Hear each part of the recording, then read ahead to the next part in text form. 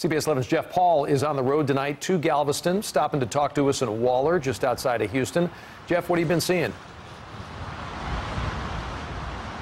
Well, Doug, we've made some progress. We've since left Waller, and we are now in Houston, just hopped off of 290. We're really starting to feel a lot of rain come down, and as you say, behind me, you can see the wind is starting to pick up. We are about 20 to 25 minutes right outside of Houston.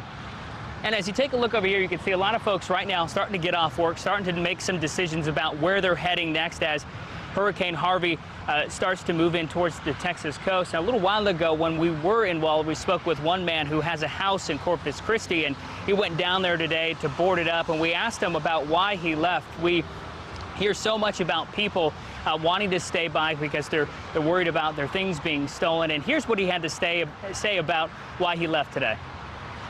I think it'd be foolish to stay in the path of something that you know that has a potential to be very destructive when you don't have to.